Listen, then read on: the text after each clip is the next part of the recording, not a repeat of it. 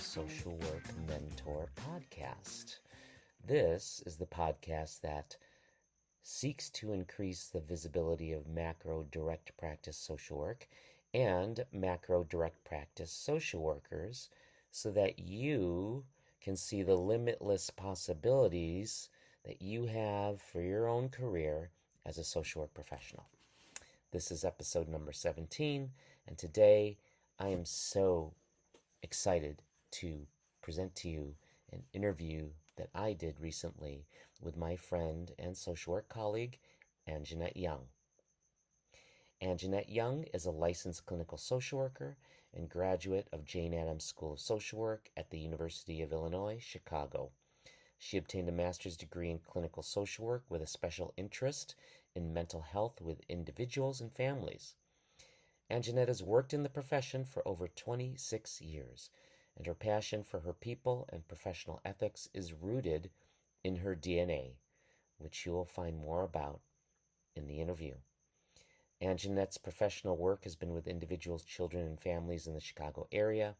She's the president and CEO of Café Social Work Consulting, LLC, and after a horrifying incident involving the Chicago Police Department, she continues to fight for justice for herself and other families who have experienced harm by the City of Chicago Police Department. And she's going to talk about all that in this interview. So, ladies and gentlemen, as you all know, if you've been listening to this podcast, I started my conversation, as always, with Anjanette with the question, if you could have coffee with an influential person, mentor, or historical figure tomorrow morning, who would it be and why? So actually, I would say it would be my grandmother. And so I'll tell you why. So my grandmother, absolutely a person who I think is very influential. My grandmother really framed the person who I am today. And I think growing up, I did not understand the wisdom and the knowledge that was right before me as I understand it now. So there are times I wish I could go back and have a conversation with her as it relates to where my life is now and the life that she lived.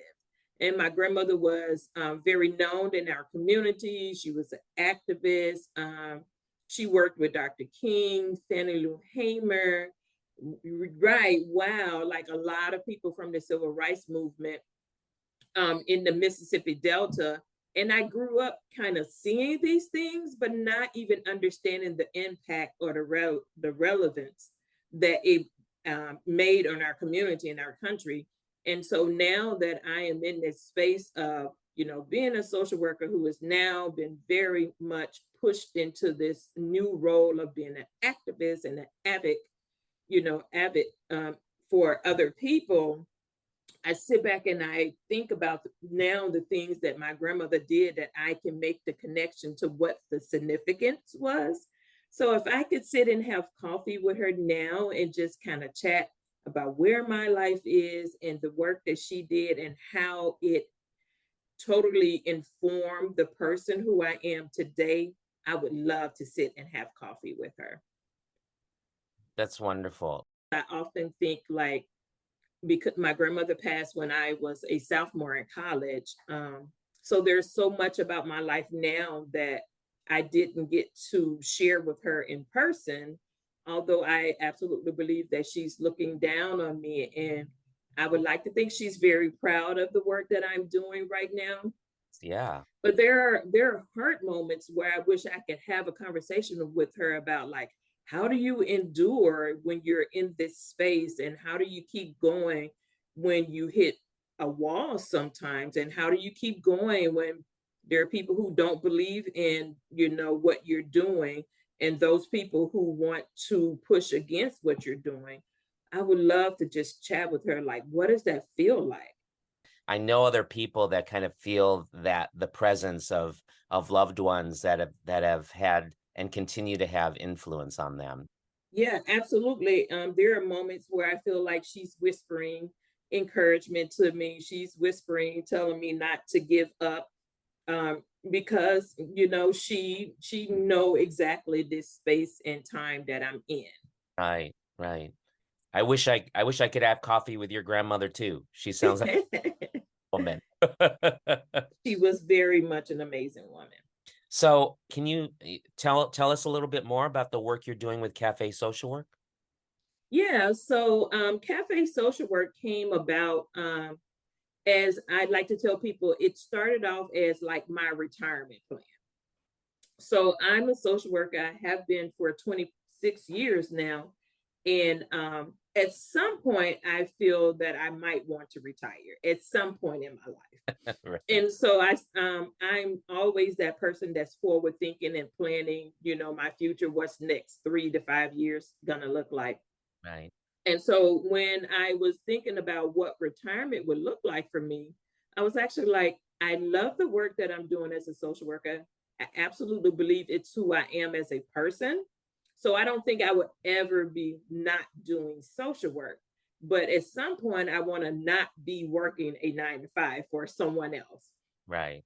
And so I was always in a place where I was mentoring other social workers, and I would have friends and people in the community who knew me and was like, "Hey, you should talk to Anjanette about this because she knows everything about social work." That's kind of how my friends and family and my circle, my church knew me, and so they would always send people to me to talk, about their social work desires, career, or they were in school and they needed to do a project where they had to interview a social worker.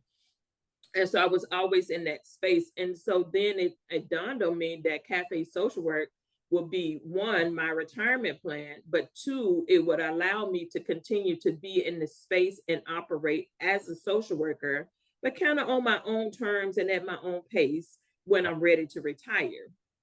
So Cafe Social Work turned into my consulting company where I'm providing services to social workers and future social workers. So I like to tell people that Cafe Social Work is like all things social work. So I have services where I'm tutoring individuals who are preparing for the licensure exam. I am providing clinical hours for individuals who need to secure their clinical hours to prepare for the exam. But also, I provide coaching and mentoring. I have a tab on there that says Ask the Coach.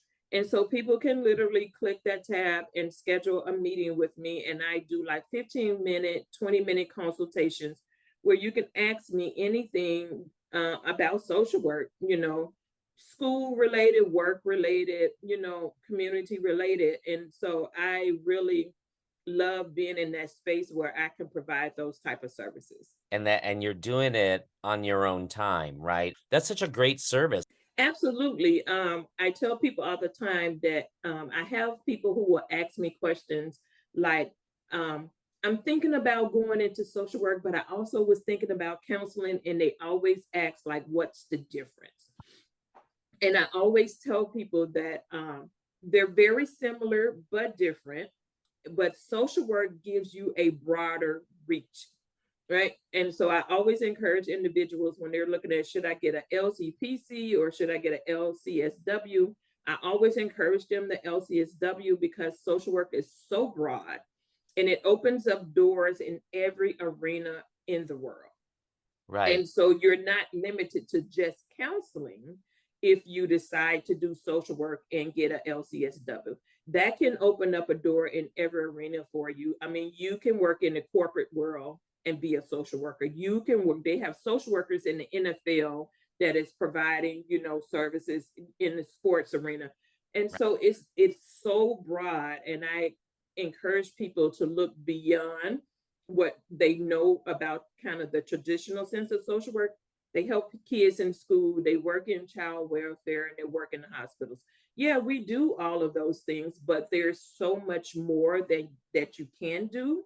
And like you said, with the services that I'm provided, they're not limited to just Chicago or Illinois, that people can actually do them anywhere around the world. And it's not, like you said, it's not that I need to compete with you as a social worker or the next person, there is room for all of us in this space.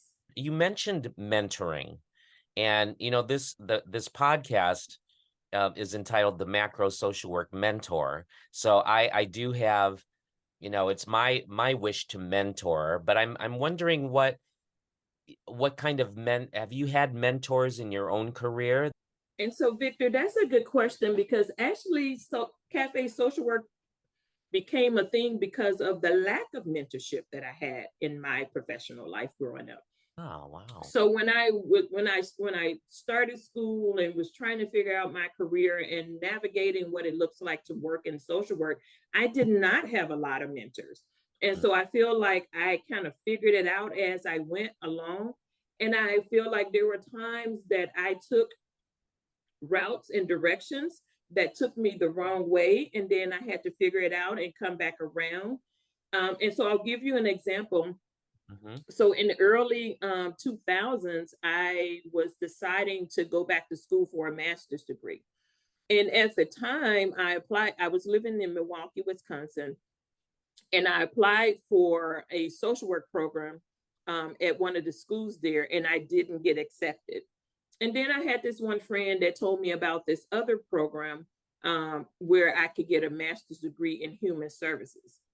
And I did, and I applied for that program and I got accepted. But because I did not have a mentor to help me to understand the difference in all of the different programs, and have a mentor to help me to understand what it took to even apply for a master's program, that, I had some topsy-turvy ways to work through in that process. And so I completed the master's program, and I have a master's degree in human services. And as I continued to move through my social work career, and I got to a place of understanding what I really wanted to do, which was adolescent mental health, I didn't have the right master's degree to help me to get to where I am today. Oh, wow. And so in 2012, 11, 12, I realized that, I need to go and get an MSW. And I didn't understand why the master's degree in human services wasn't going to work for me. And so I learned these things along the way. And so I went back to school. And then I did a master's program. I did an MSW master's program, and I graduated from that program.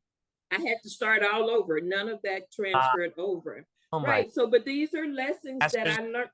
Yeah, these are lessons that I learned along the way. Right. And so I did the master's program and I completed it, and then I got my licensure, and that's where I am today. But because I had that journey, I was more invested in mentoring social workers and future social workers and new social workers so they wouldn't have the same experience. So I wanted to use my, pathways of how I had to do, different routes to get to where I am today, to offer that knowledge so that new social workers would have a more direct path. I think that's an important thing that we need to teach our young social work students that are coming into the field, that we need to seek mentors.